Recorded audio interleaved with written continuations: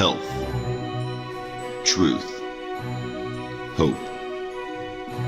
In a world where billions of people do not have a clue about the forces that control their health, these people go about their day in a life and death struggle, while minds that are calculating and unsympathetic make decisions that will affect their very lives. A new day begins. There are many questions, but few answers. But still there's hope.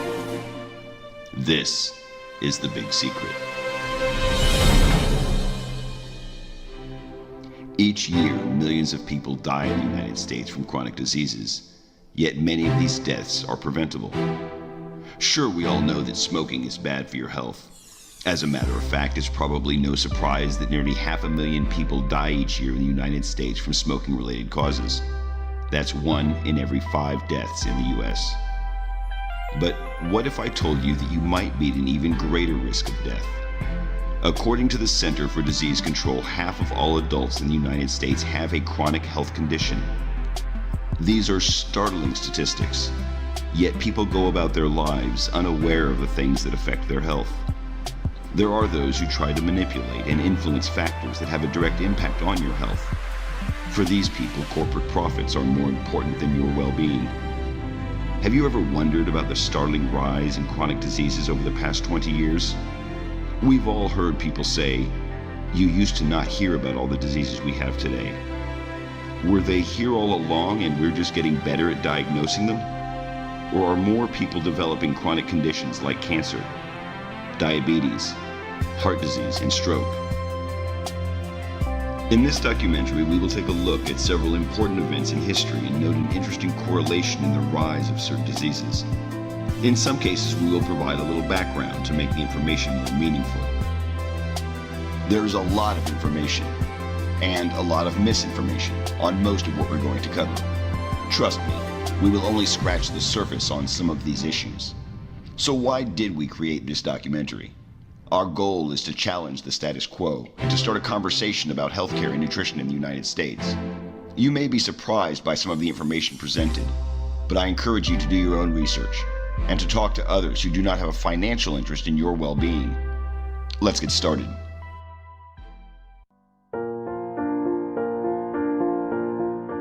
Man, how do I take a positive spin on the fact that we're being murdered? I know this is depressing, but it's also very important. I know, and it is. It's really depressing, but people need to know this stuff. You know, I grew up, I was never interested in nutrition. I didn't know anything about it. You know, I ate McDonald's all the time and microwave meals, and I mean, I had no idea. You know, I didn't care at all about nutrition. And I was in college. I was probably sitting there drinking a Coke and eating Cheez-Its, and I was taking a cell biology class. And so we're like learning about the cell and DNA replication, and I mean, it's just like fascinating. And the professor, as he's explaining all this stuff, I'm doing all this research, I had this little like aha moment or whatever about nutrition and processed foods, and I ended up writing my senior thesis paper, was on that topic. And so I was basically theorizing, you know, and I've talked about trans fats, I talked about partially hydrogenated oils, I talked about the lack of minerals in the soil depletion. I mean, I talked about all these different things, and at the time, it was my thesis. It was all theory. It was all like I was doing this research and kind of coming up with these ideas and saying that there's a link between processed foods and chronic disease. And it was just really neat after I graduated seeing all of these things that I talked about in that paper start coming into the mainstream. And they're talking about trans fats, and they're talking, you know, all of this stuff that I had researched, high fructose corn syrup, was all becoming more widely accepted. And now, you know, 10 years later, there's people all over the United States and really all over the world, like you said, all kind of saying the same things. Even though we've never talked to each other, but we're all just kind of coming to the same conclusions.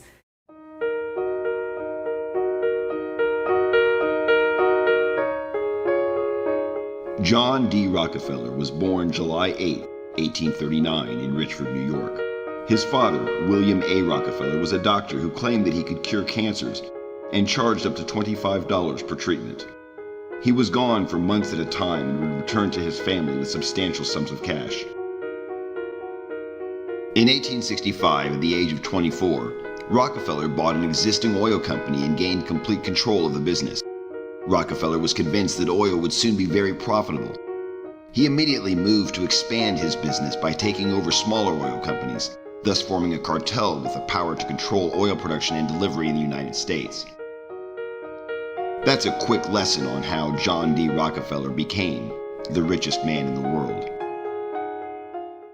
At the beginning of the 20th century, the Rockefeller Foundation turned its attention to the acquisition of pharmaceutical companies. They started buying them up in order to profit from their patented drugs.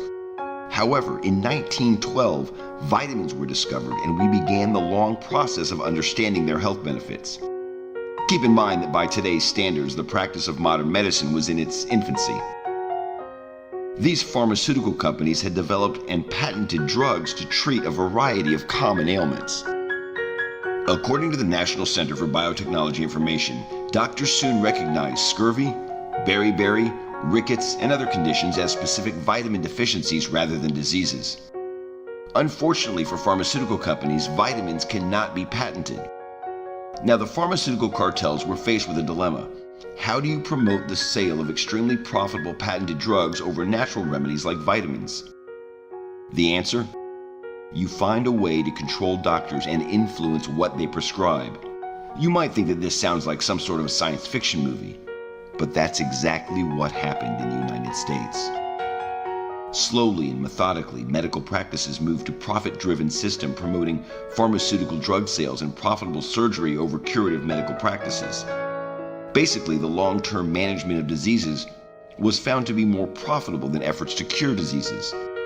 In the early 1900s, there were a number of substandard medical schools in the U.S. that taught some rather questionable medical practices, such as electrotherapy. Many of these schools offered limited training and medical degrees that were really not worth the paper on which they were written.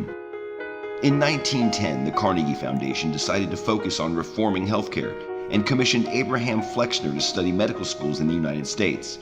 You may be surprised to learn that Flexner had no medical training. Rather, he was one of the country's leading educators.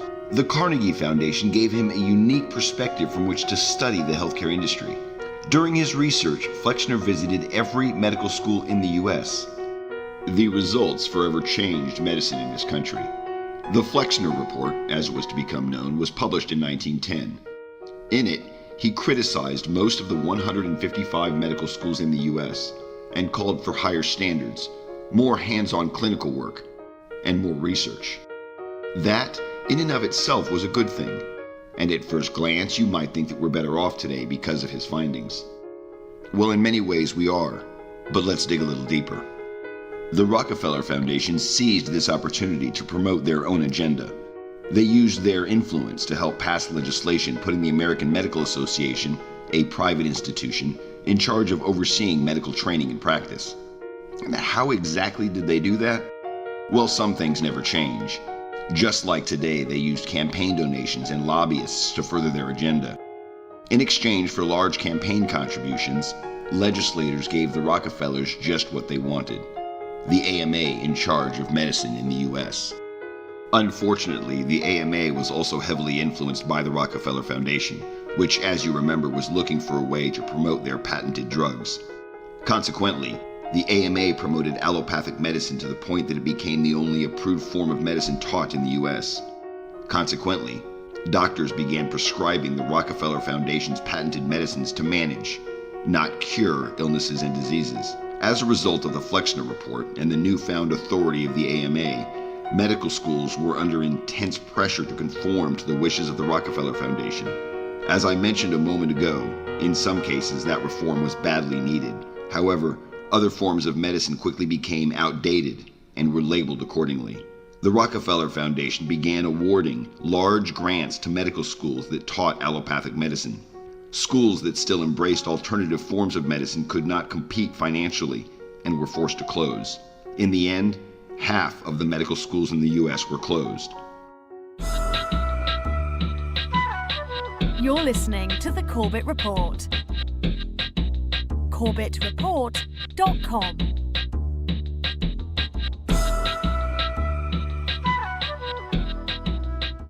Welcome to episode 286 of the Corbett Report podcast, Rockefeller Medicine.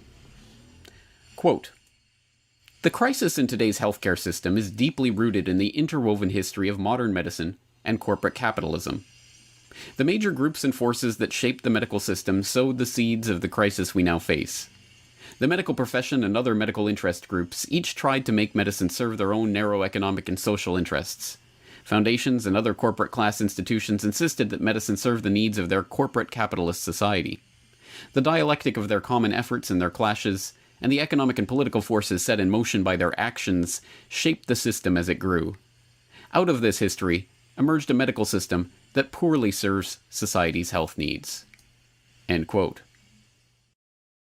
And, like you say, the Rockefeller medicine, maybe it has to do with that. They've really just taken preventive medicine out of there. And if you think about it, if you practice, it's not in their interest to practice preventative medicine because they make less money if they do that. So it's that simple. So, if you don't get sick ever, you're not going to the doctor, you're not giving them any money. And they'll notice, in these insurance companies and stuff, they have actuaries and they have people who really keep track of the numbers.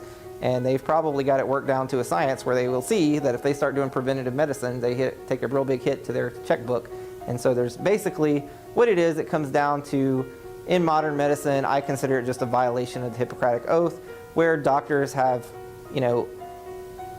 I really think unwittingly, I don't think it's their fault because they don't really control the money system, but they are controlled by money. But we have a system that is controlled by money and the money controls them. And the people making the business money decisions are overriding the doctor's decisions. Emphasis on surgery, emphasis on medications, and really a almost disdain for the idea of preventative care. What it all boils down to, quite frankly, is that we are victims of a Machiavellian medical monopoly. We don't have a free medical marketplace.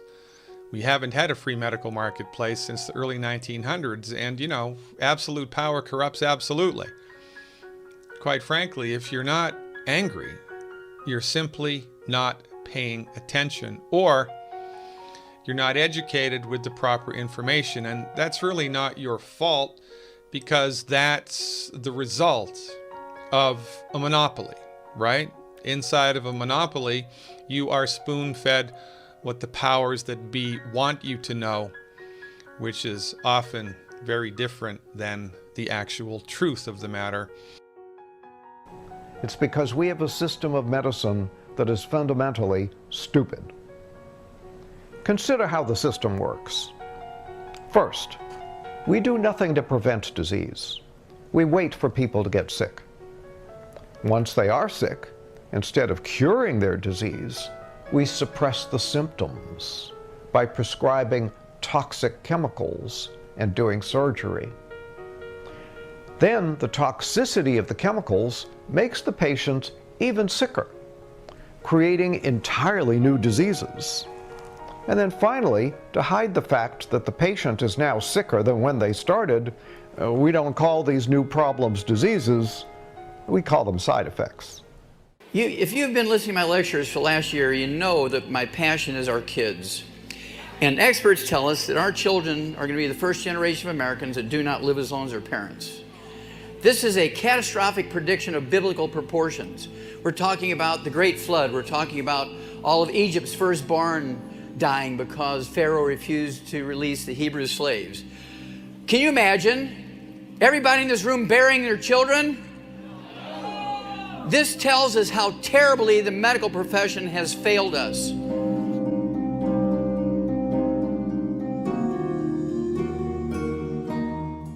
Millions of people have been prescribed a class of drugs called statins.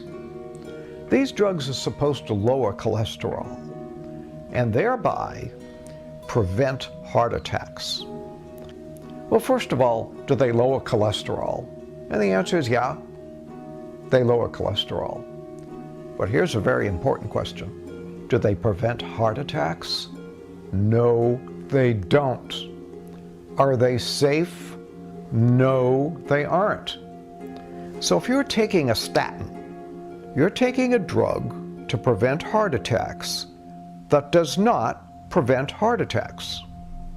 And further, you're taking a drug that is not safe and does you harm.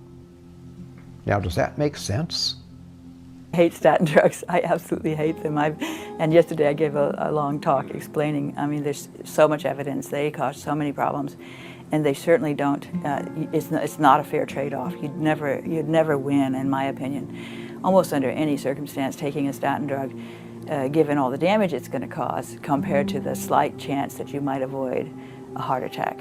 So many problems, and of course, cholesterol itself is a key one, because cholesterol is so important to all the cells, especially the neurons. The brain has 25% of the body's cholesterol with only a small percentage of the body's mass, like 3% or something. They push those drugs to these doctors for sales. They want to get as many people on these particular medications as possible. An example of that is how they've done with with cholesterol. How used to a healthy cholesterol was one level, and it was, as long as you were that level, it was perfectly fine. Well, they kept lowering the standard, but lowering the, oh, well, if your cholesterol is that, then, oh, you need a statin. We've been convinced by about 35, 36 years of pharmaceutical profiteering that cholesterol is the Antichrist and that statin drugs are a savior, when, quite frankly, just the reverse is true.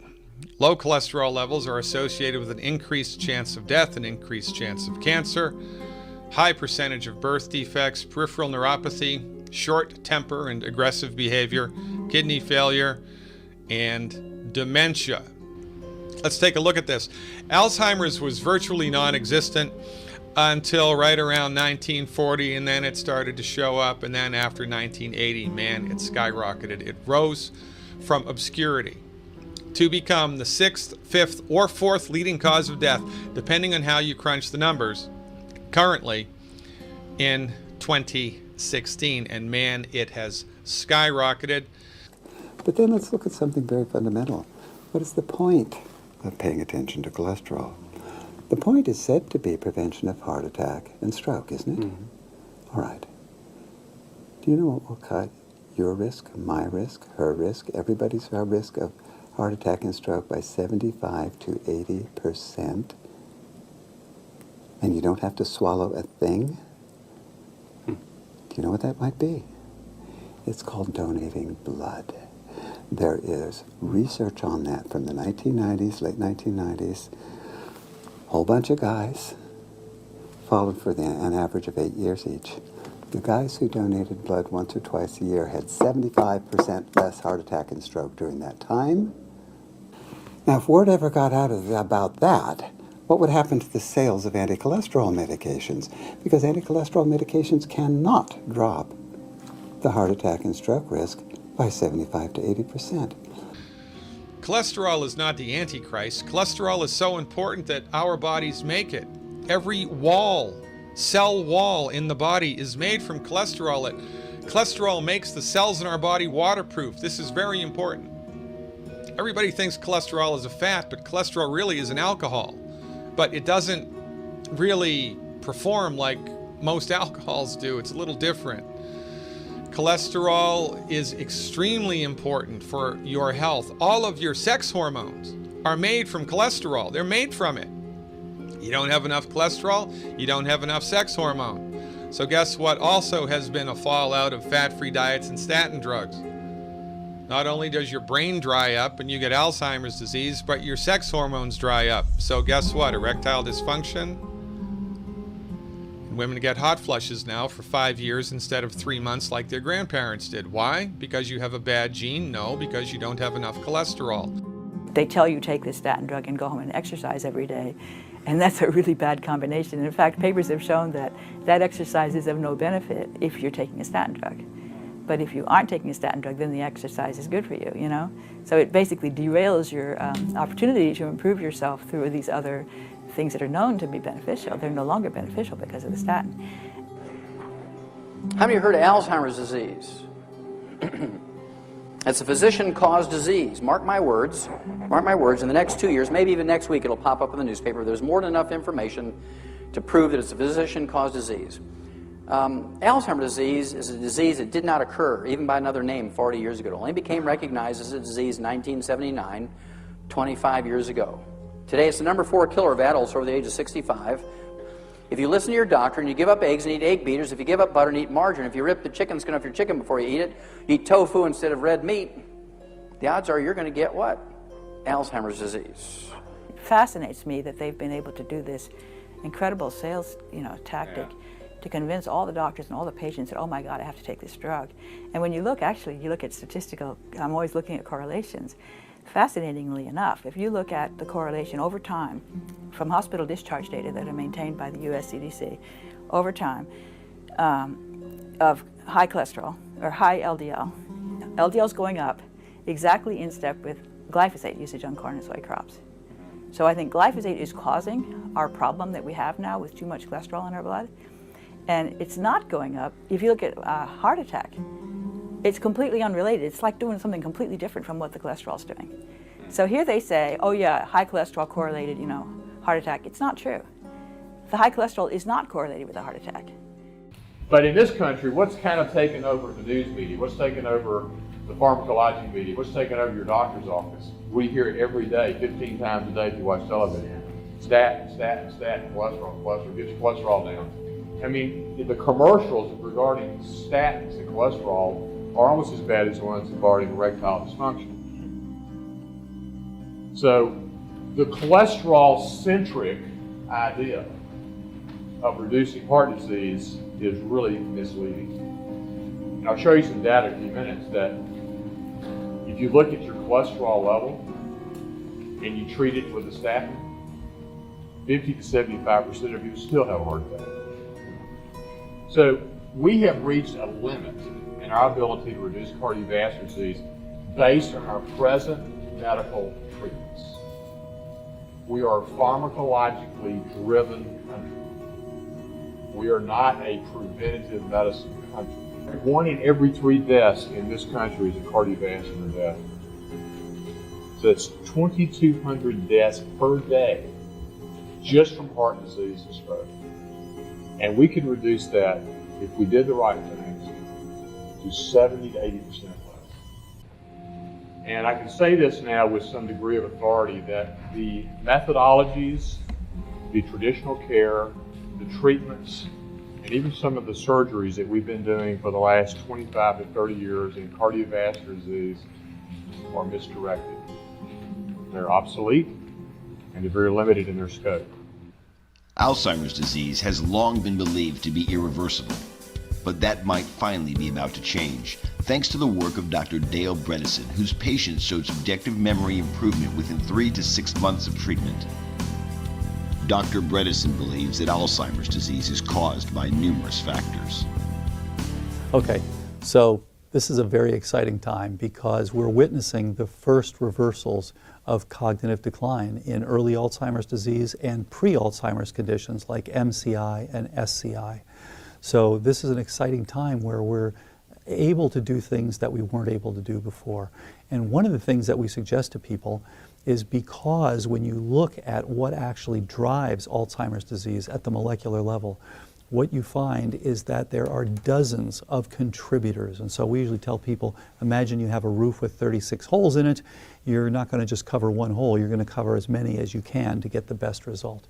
So if you wanted to go out and give yourself Alzheimer's disease, then you can actually produce the biochemistry of Alzheimer's disease relatively quickly. So you would go out and you would do everything wrong. You would eat a lot of trans fats, you would eat a lot of sugar, you would not take in a lot of fiber, for example. You would stay up all night, you would not get much sleep, you would have a tremendous amount of stress. You would get a chronic inflammation, so many ways to do that. Expose yourself to various organisms or eating sugar, trans fats, these sorts of things. You wouldn't want to eat vegetables and things that actually were rich with antioxidants. So all of those things would help you to drive your own biochemistry toward the biochemistry that's associated with high risk for Alzheimer's disease. And on the other hand, if you wanted to prevent that, you basically run that in reverse. Medical historians in the future will look back on us and wonder how such an advanced society could perpetuate such a colossal blunder. This blunder persists because conventional medicine misunderstands the fundamental laws of biology. Modern industrial medicine treats disease with medication or surgery. When it comes to emergency interventions, this actually works. And we have the best medicine in the world, truly the best medicine in the world when it comes to trauma care and emergency care. When someone comes into the emergency room with a severed leg, conventional medicine treats the problem with incredible efficiency. But when it comes to chronic illness, this approach simply doesn't work.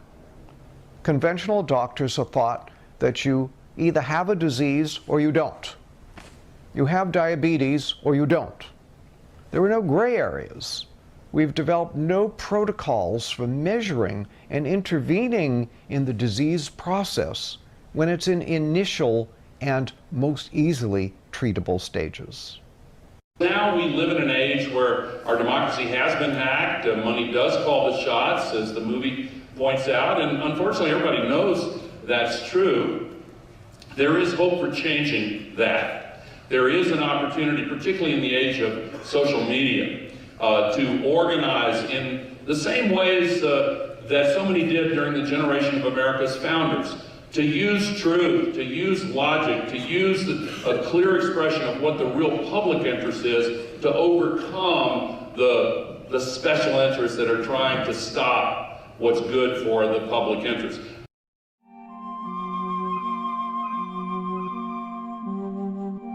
Okay, so this is your prescription medicine case, right?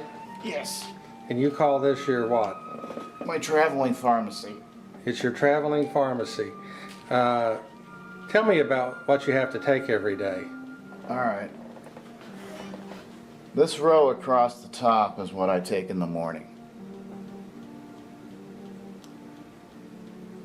These bottles here are upside down because I take them twice a day.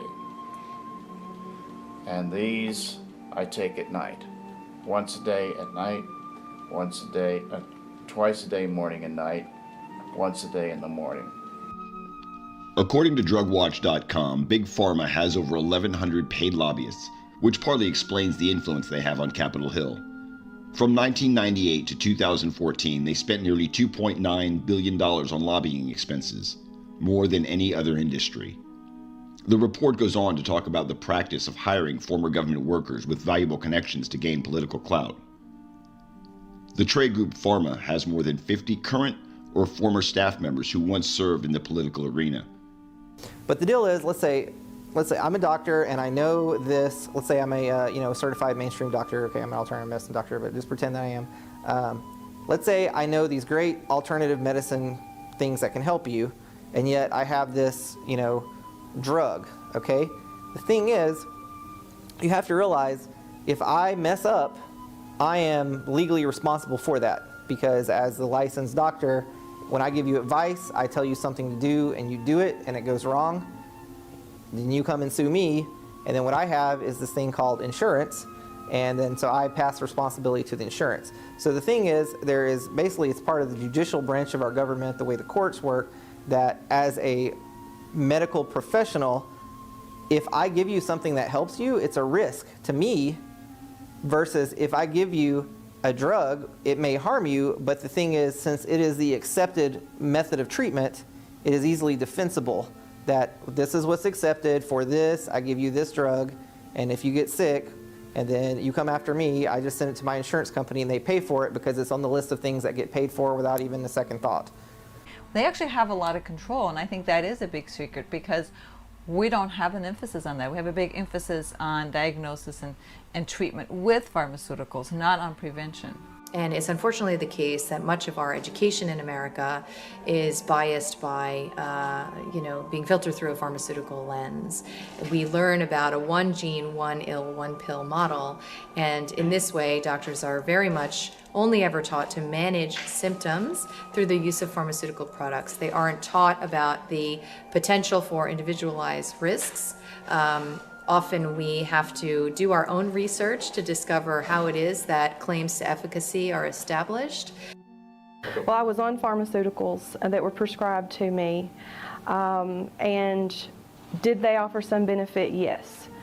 But, however, they also were side effects, pretty severe side effects. There were side effects that I couldn't live with, and I was told by my doctors that I had incurable conditions.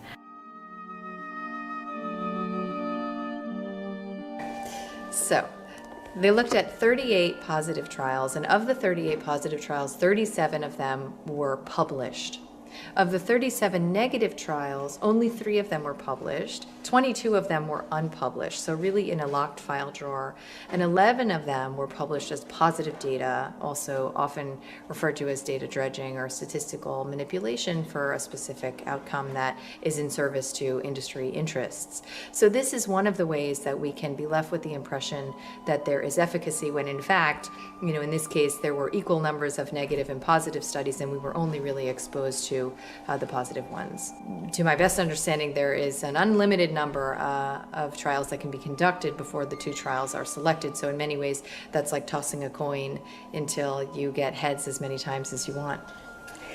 And when I started on the natural path, the holistic path to health, it made a world of difference, and there is no comparison. There's absolutely no comparison. So I think doctors are very well-meaning people, and I think that the tools that they're offered are extremely limited, and they are in no way able, in a 10-minute visit, to meet the complexity of the modern patient, right? So doctors can only tell patients what it is that they've been taught. I think for a number of years now, we've been a pill-pushing society where there's drug companies who have developed pills for just about everything, just about every condition or disease that we know of. And I think the public needs to demand that there's other treatments, there's other modalities that we can use to treat disease. And the reason for that is because we have pharmaceutical drugs for certain diseases. So you have a system that's focused on identifying the disease so that then you can prescribe a medication. But there's many patients that present with dysfunctions without yet having a disease, and there's basically not much that you can do within the traditional healthcare system because you're looking for what pharmaceutical can I do to suppress these symptoms, not to understand it, not to try and figure out how is it intertwined to all the symptoms that a patient has, or the physical exam that you see, or the symptoms you see on physical exam. It's more of, do you or don't you have this disease, and can I give you a pill for it?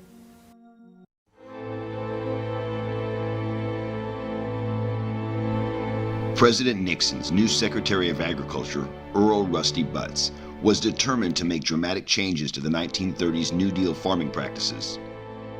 This was the point where food production in the United States was changed to a method of farming the land without giving it any rest, and the heavy use of synthetic fertilizers. President Nixon placed Butz in the USDA in 1971. At the time, Butz served as a board member for several agribusiness firms. He rejected criticism that these ties might compromise his performance as USDA chief. Earl Butz envisioned an efficient, centralized food system, one that could profitably and cheaply feed the world by creating mountains of subsidized corn and soy. Butz helped create the low-nutrition, fast food nation in which we now live. If you're anything like me, you can remember sitting at the dinner table and hearing your mother tell you to eat your vegetables. Despite her pleas, most of us weren't listening. NBC News reports that 87% of us do not eat enough vegetables. We're only slightly better at eating fruit. The same report says that only 14% of us eat the recommended amount of fruit each day. But what about the fruit and vegetables that we do eat? A landmark study by Donald Davis and his team of researchers from the University of Texas at Austin's Department of Chemistry and Biochemistry, which was published in December of 2004 in the Journal of the American College of Nutrition. They studied U.S. Department of Agricultural nutritional data from both 1950 and 1999 for 43 different vegetables and fruits, and found reliable declines in the amount of protein, calcium, phosphorus, iron, vitamin B2, and vitamin C over the past half-century. Davis and his colleagues placed the blame on the agricultural practices designed to improve the size, growth rate, and pest resistance of the plants that we eat. Minerals are 66% of your body's nutrient needs. Calcium, sulfur, zinc, magnesium, minerals, right? Only thing about minerals is animals cannot make minerals. Plants cannot make minerals. If plants could make minerals, we could bioengineer lettuce to make gold, we'd all be rich. The only way that minerals get into the body is if they're in the food that we're eating. How do they get into the food? They have to be present in the soil in which the food is grown. So there's calcium and magnesium and zinc in the soil, or not, plus, right, 56 other minerals. There are 60 minerals that we need, which are essential to human health. There's no place in the topsoil that all 60 minerals are present, number one. And number two, when you apply pesticides or herbicides to the plant, not only do those chemicals kill the bugs that are trying to eat the plant, they also kill the bacteria in the soil in which the plant is growing. Why is that a deal? Because in order for the minerals that are in the soil to get into the plant, the bacteria have to pre-digest them. The plants are more deficient, we're more deficient. The more deficient we are, the sicker we get, and this is why everybody's getting sicker. It's because of mineral deficiencies which have been accelerated by agribusiness. These are serious problems, but Mother Nature has a solution. The human body is a self-repairing system. It's designed to keep you fully functional and in good health for a long lifetime, well beyond 100 years.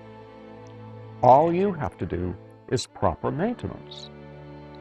And to do it right, you have to supply the body with all the nutrients it needs to build a healthy new cell and keep it free of toxins that can interfere with this building process. It's because we're not doing this right that we're aging so rapidly and so needlessly.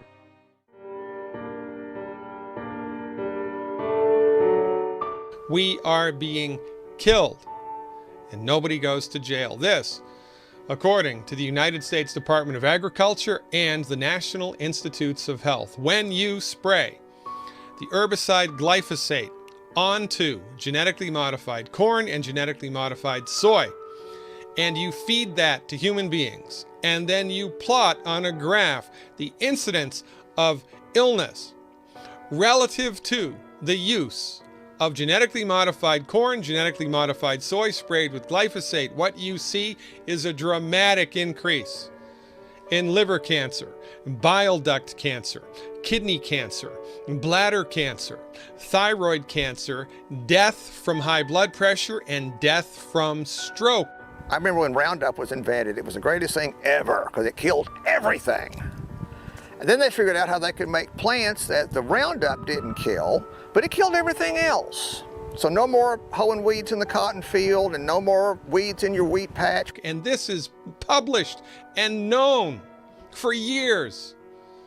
Inquiring minds want to know, if this stuff is causing cancer and killing us, why is it allowed to be used? Follow the money, baby. It's sort of like a type of environmental pollution, genetically modified plants and fish, because if they get out into the wild, these non-natural genes can spread laterally and have unknown effects in both populations in the wild as well as the person eating it. On this particular chart, the green line is the trend before the use of genetically modified corn and soy and before the use of glyphosate. The red line is glyphosate use, and the blue line is genetically engineered corn and soy growth, and you can see a direct relationship between GMO corn and soy production and the use of glyphosate with the incidence of liver and bile duct cancer. That's the thing about seed wheat. You used to save seed for next year or buy just some generic seed at the seed store for planting. Well, this GMO stuff, you can't do that. You've got to buy something that they've patented. I doubt you could even buy just plain generic wheat anymore. I'd be surprised. If you have a field, and if you plant something in your field and it spreads over to my field and I don't want it in my field, but just naturally from the wind, that's an environmental hazard, okay? You just contaminated my field with your environmental hazard. You should be liable for cleaning up the damage in my field. And if you plant a crop and some of that seed blows into your neighbor's pasture or field and comes up, Monsanto's pissed. Thyroid cancer. Look at the green line here is the trend before glyphosate, before genetically modified corn and soy. See a difference? Ladies and gentlemen, this isn't rocket science. This is published research and is evidence of the unbelievable sweep, power, and control that agribusiness has. Your body does not, health of your body does not matter to these organizations. They are criminal in my mind. Our food has become a slow poison. Conventional foods are grown with insecticides and herbicides and fungicides and other agricultural chemicals. We know that. But you know what? There's a lot of other chemicals we have to be concerned about too. We are now exposed to hundreds of chemicals through our food that 60 years ago we were not exposed to. And the reason is they simply did not exist. Glyphosate basically gets everywhere. Scientists have found it's in the rain, it's in the air, it's in the water that flows in streams. We're now in a situation where, at least in the United States, where we have a very high density of glyphosate-tolerant GM crops being cultivated, the exposure is virtually universal. Virtually all, if you were to survey the American population, you will find glyphosate residues in the urine of just about everybody. Yeah, glyphosate has been found to be present in many food products in the US, including popular food products that are fed to children, their breakfast cereals, etc. In fact, after spending a week in California on a trip a couple of years ago, I had my urine analyzed, and I had my glyphosate levels went up to what were fairly typical of a US citizen. I wasn't very happy with that, as you can imagine. And it was worrying because the levels of glyphosate that were present in myself and the vast majority of Americans suggested a level of daily intake that the latest work from my laboratory indicate would be damaging to health. Glyphosate is the main component of weed killers like Roundup. It is a very toxic chemical that has already been linked to irreversible metabolic damage, infertility, obesity, learning disabilities, and birth defects. In 2009, American farmers sprayed 57 million pounds of glyphosate on food crops, mainly on genetically engineered corn and soy crops. U.S. farmers are now using so much glyphosate that researchers are finding it in the rain, in the air, in the streams, in our water supplies. Our food has become a slow poison. And you really don't know what's going to happen, but the problem is what could potentially happen, the worst thing that could potentially happen is you could create, something like the bubonic plague or something that just spreads and kills all the crops or just poisons people en masse. I mean, there's a very dark side that could accidentally happen. It's going to be a disaster in time. It's just a matter of time. They're basically destroying the soil bacteria, depleting the minerals in the soil. Because of the pesticide, the herbicide in particular is something I've really zeroed in on, and this concept of engineering a plant to be resistant to an herbicide that otherwise kills all plants, and doing that by inserting a bacterial gene. I mean, first of all, that's extremely not natural. But what's worse than that is that now you can just indiscriminately spray the chemical on the plant, and the plant soaks it up and doesn't die, and so it ends up in the food chain. So I think that is a really serious problem, particularly when it's combined with the concept that the herbicide is harmless to humans. So when you believe it's harmless to humans, you're careless with it, and you end up with a lot of it in the food that you don't look for. And then people are getting slowly poisoned and they don't know it. We are dying slowly here while we have given complete, utter, and total control of the medical marketplace to the MDs and complete, utter, and total control of the production of food to international agribusiness conglomerates. It's time we all collectively snapped out of it and woke up. What has changed in the last 50, 60 years? The answer is many things have changed in the last 50, 60 years that could be contributing factors to the escalation of these chronic diseases. But the one thing that has changed, that affects every single person, is the way we grow and consume our food. The officials at the FDA, the EPA, and the USDA were diligently following the dictates of the top executives at the Monsantos and the DuPonts. The US government's trying to break down resistance to GMOs on the part of foreign governments. So the phone calls went from Monsanto to Clinton to Blair and then to the Rower Institute saying pretty much you have to silence this guy, you have to shut down this research. And what happened was that he got fired from his job. He got a gagging order slapped on him, so he was forbidden to talk about his results. His house was actually burgled so that data was stolen. Almost routinely, if any scientist has the boldness to publish research that demonstrates a problem with genetically engineered food, their research is attacked and they themselves are attacked.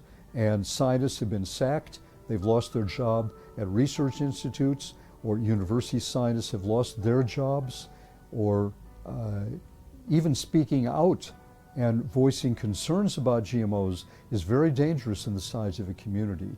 Genetically engineered food products have never been tested for safety. So the long-term effects are unknown. The warnings the science has provided demand a thorough investigation into just how much glyphosate human beings and animals can safely ingest. At present, no such investigation has taken place, and most regulatory agencies choose instead to rely on industry studies claiming that glyphosate is safe. This needs to change. The Food and Drug Administration promoted genetically modified foods in spite of the warnings from its scientists.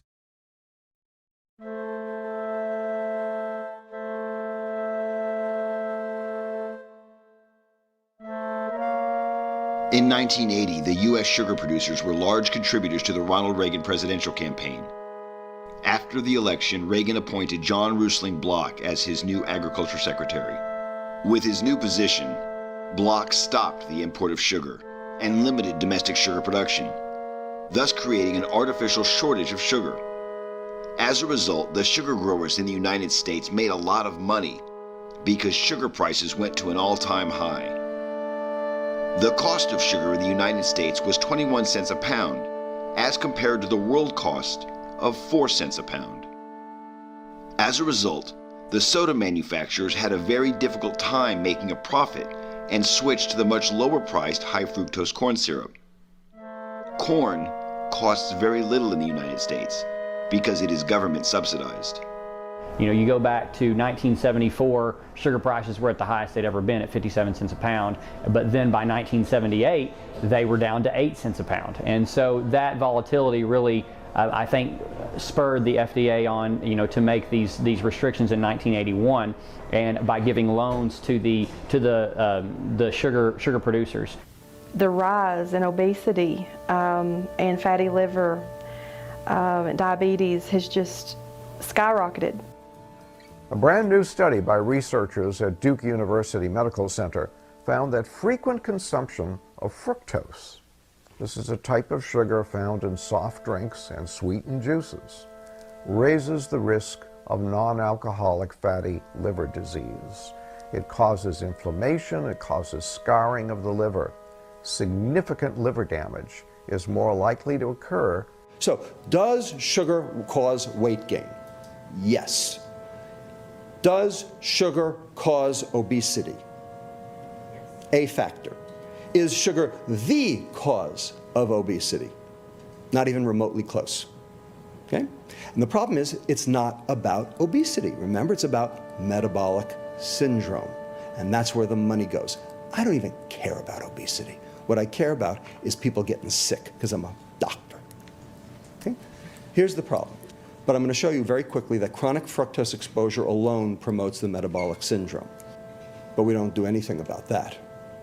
You would never think about giving your kid a beer, but you don't think twice about giving your kid a Coke, and they do the same thing. Then there is the instance of the Dr. Pepper Bottling Company in Dublin, Texas. When all soda pop bottling companies in the U.S. moved to high fructose corn syrup in the 1980s, Dublin refused and continued making their product with sugar. Interestingly, as a result, the counties served by Dublin have reduced amounts of fatty liver, obesity, and diabetes as compared to surrounding counties. But I was doing some research, and we are, our county, Erath County, which is the county we're in, and then Comanche County and Hamilton County and some of those other surrounding counties are all below the state average for obesity, for diabetes. We have the data that demonstrates that they knew what they were doing. When we went low fat in the 1970s, the Sugar Association knew what it was doing. In fact, there is a now paper trail of the communications between the Sugar Association and two Harvard School of Public Health scientists to specifically exonerate sugar and finger saturated fat as the culprit for our cardiovascular disease debacle. We now have the data to show that that was completely untrue, that we have actually experienced an increase in obesity, cardiovascular disease, type 2 diabetes, hypertension, lipid problems, cancer, and dementia because of our processed food diet, which we were told was healthy. And they knew back in the 1970s that that was not the case.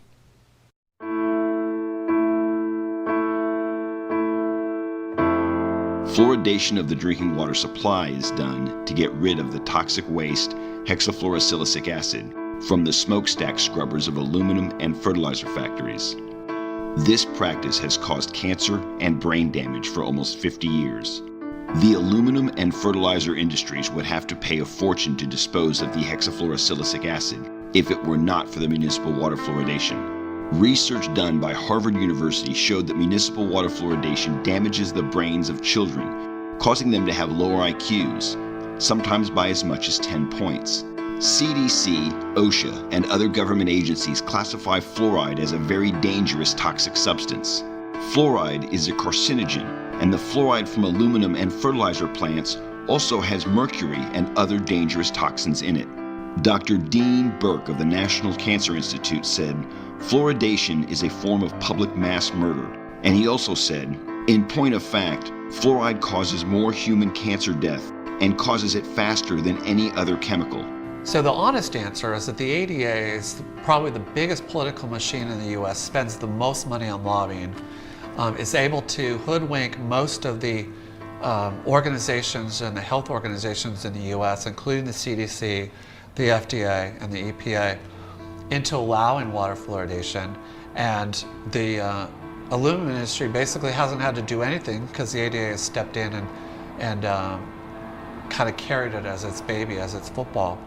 The thing is, in chemistry, when you have waste, you know, it's easy just to pour things down your sink. That doesn't cost anything, but you have to pay a lot more money to dispose of it as a hazardous chemical. So, you know, a lot of people try to take shortcuts by just dumping their waste right into the water supply. And so that's basically what they're getting away with as far as putting that into the water. And then it's even better if then they can convince municipalities that, hey, this is a good thing, you need fluoride in your water. So fluoride specifically competes with iodine on the physiologic level. So iodine is necessary for the production of thyroid hormone, and this is why theoretically it can be an endocrine disruptor. So fluoride in the water is another prime example, like high fructose corn syrup, right? How the establishment has purposefully hijacked people's health and well-being. Right? Fluoride has been proven scientifically for a long time to be a neurotoxin. Right? It's a freaking neurotoxin. Well, here are 5 of the studies in the Choi review. This is their table, or part of it, and these were all statistically significant. You can see all the drops of IQ there, and those are the levels of fluoride in the high fluoride village. once you've got these studies showing lowering of IQ at these concentrations, there is no margin of safety to protect all our kids from having their mental development impaired by drinking fluoridated water. And that's particularly true of bottle-fed infants at the very beginning when their brains are developing. But basically, IQ follows a normal distribution curve, the bell-shaped curve. The bell, the heart of the bell is the average. Most people have an average if you're looking at height, weight. But look at the two tails of this bell-shaped curve. And the green, the area under the curve, that's the number of kids above an IQ of about 130.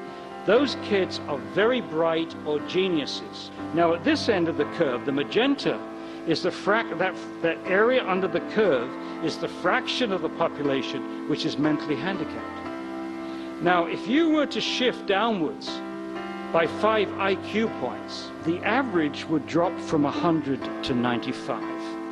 But look what this shift does to the two tails. It halves the number of geniuses in your society, and it doubles the number of mentally handicapped. And I don't think I need to say much to convince you that this would have huge social ramifications and economic ramifications. And I think as we know that fluoride incorporates into the body, and we're only excreting about half of it, it can certainly go to other organs in the body besides the kidney, because it's going to get circulated in the blood. Fluoride is a neurotoxin with damaging effects to our brain when it is ingested. It is incredibly crucial that we differentiate between topical fluoride and systemic fluoride, which would be ingesting it in the form of our water. So when we look at the case of babies, for instance, and formula, it is recommended that you do not use fluoridated water in baby formulas. Now, what are the chances that every single person, every parent on the planet knows that they need to have a fluoride filter for their water that they use to make formula for their babies? It makes people more dependent, it makes people weaker. There's actually plenty of studies that have shown, because it's a neurotoxin, it lowers people's will, it lowers people's like questioning, it lowers people's like thinking and creativity and all the stuff that sort of, like raises them up. It keeps you down, It's a freaking neurotoxin. And here's the thing, is that it's sort of like this rabbit hole, or this crumbling effect, because once you start to realize that there's actually way better solutions for health than what the doctors tell you, right? And then it's almost like, oh my God, like the whole world sort of turns upside down. I think what's important from a clinical perspective is that the ketogenic diet is used for drug-resistant or drug-refractory epilepsy. So when drugs fail to control seizures, we know that producing this state of ketosis, which could be achieved through fasting, but that's fairly self-limiting. You can only fast for a certain amount of time, whereas the ketogenic diet can produce sustained levels of ketosis independent of fasting. And when one has achieved sustained ketosis, that has been a highly effective tool for the metabolic management of epilepsy. And now we're realizing that it's not only epilepsy. And the observation that we made in our lab is that nutritional ketosis is a highly effective tool for the management of aggressive metastatic cancer. And it does that by suppressing the hormone insulin and reducing blood glucose and elevating ketones. And those three things are very powerful regulators of cancer growth and metabolism. Cancer is an out-of-control epidemic, and almost half the population is now projected to get some form of cancer in their lifetime. And it's getting worse every year. After accidents, cancer is now the leading cause of death for children. And nearly half of all deaths from 8 categories of cancer, including bone cancer, cancer of the cervix, thyroid cancer, all occur in people under 34 years of age. Meanwhile, studies show that modern medicine's treatment of cancer doesn't work, and that the death rate from cancer today is no better than it was in 1950. In short, no progress has been made despite hundreds of billions of dollars spent on cancer research.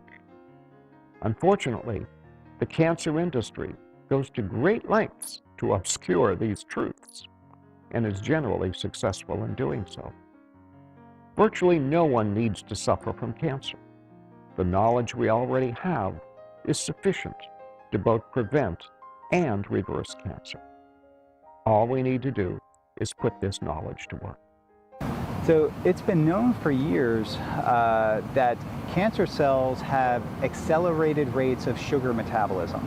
They require levels of sugar to sustain their growth and proliferation that are 200 times higher than normal tissues. So the ketogenic diet restricts sugar and glucose availability to cancer cells.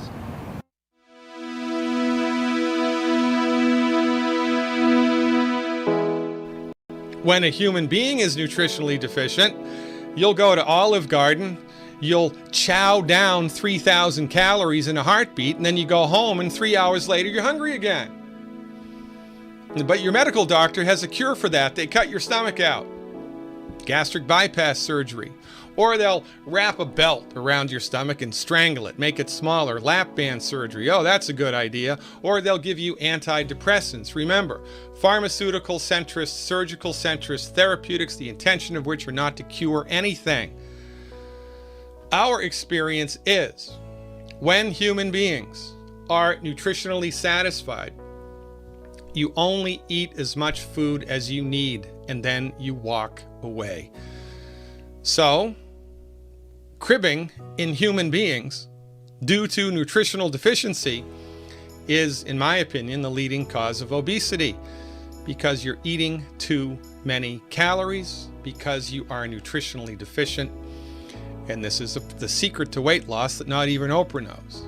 Interestingly enough, this same behavior, this drive to fulfill an internal need, we believe is also the leading cause of the abuse of alcohol, street drugs, tobacco. People don't go to these things because they have innate self-destructive tendencies. I'm sure some people do. But most people are driven to those things because they're trying to fulfill a need. They have to do it. They're trying to fulfill a need. What's the need? They don't know. I do. It's nutritional deficiencies, period.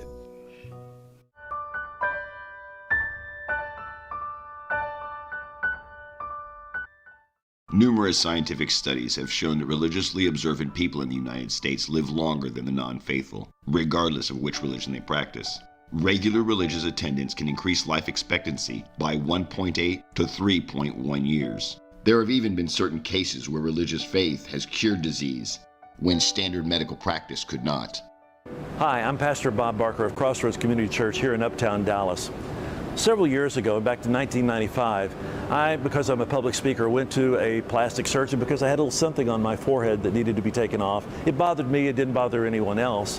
While I was there, I told the doctor, I said, can you take this little thing off on the side here? He said, yes, not a problem. Then I showed him a place on my knee, and it was the way he said it. He said, that's coming off. When the biopsy report came back, this one was okay, this one was okay, but the one on my knee was not.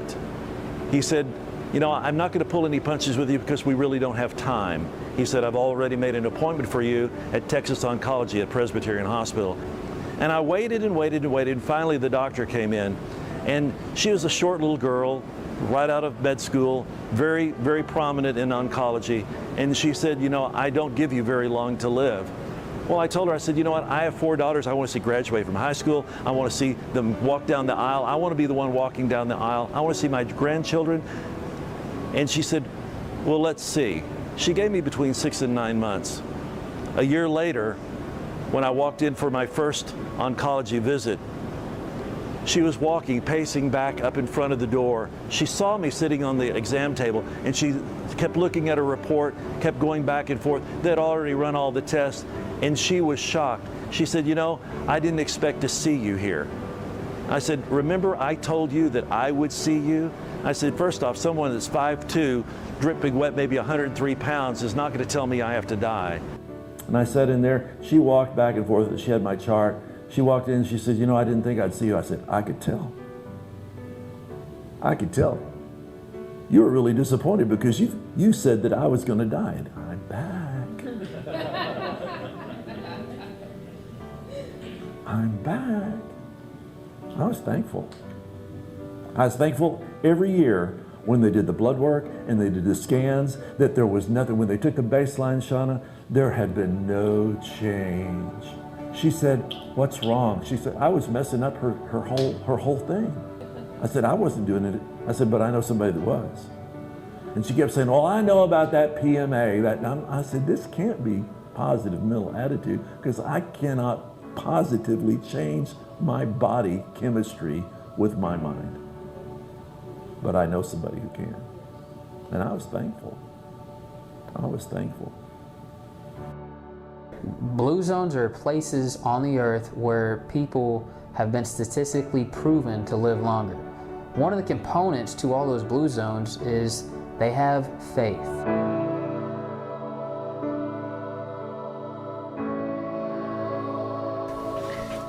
So what are the big secrets in medicine? Well, I think one big secret is that most of the chronic diseases that people suffer from are completely preventable.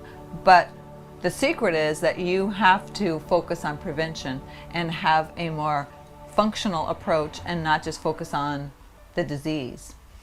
But yet, most of these chronic diseases are totally preventable if patients are educated and they are able to change their lifestyle, their nutrition, the thoughts that they think, the way that stress affects their body. They actually have a lot of control, and I think that is a big secret because we don't have an emphasis on that. We have a big emphasis on diagnosis and treatment with pharmaceuticals, not on prevention. So this is the thing, ladies and gentlemen, from our point of view, all chronic illnesses are curable. Neurological illnesses are amongst the hardest to get on the other side of. But we've all seen patients with multiple sclerosis, Lou Gehrig's disease, Parkinson's disease recover. They're the exceptions, not the rule.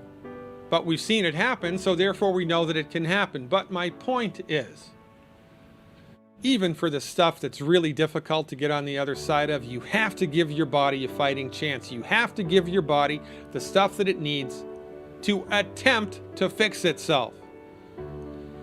This is just smart medicine.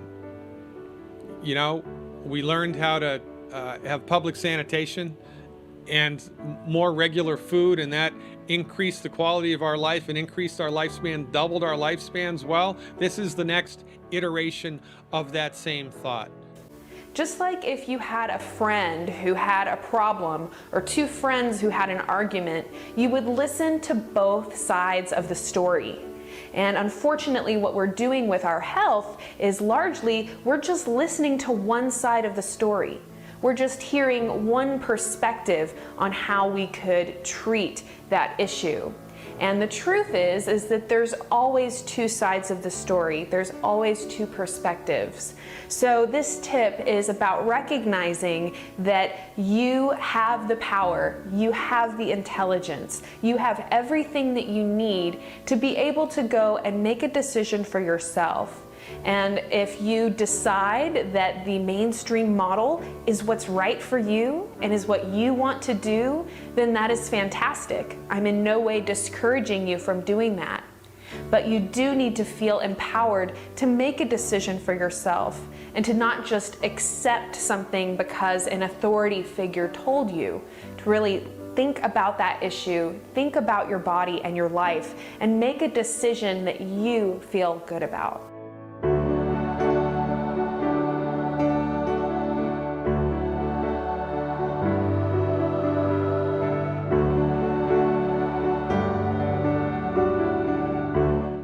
One other question, you don't have to answer it, but like last year, a lot of people died, like Nick Gonzalez, and there's all sorts of speculation. It seems too highly improbable. If you don't want to answer it, you don't have to. I appreciate it. I'm not going.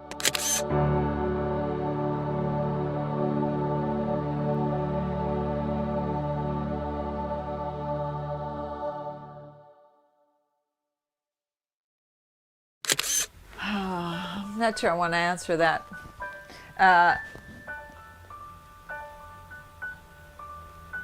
So regarding the recent deaths of many of these integrative physicians, I'm not a conspiracy theorist, but it sure looks suspicious that there's been so many deaths and they've all been sort of so under such weird, suspicious, whatever you want to call it, circumstances. And that so many of them are doctors who are practicing a more holistic type of medicine. That does really concern me.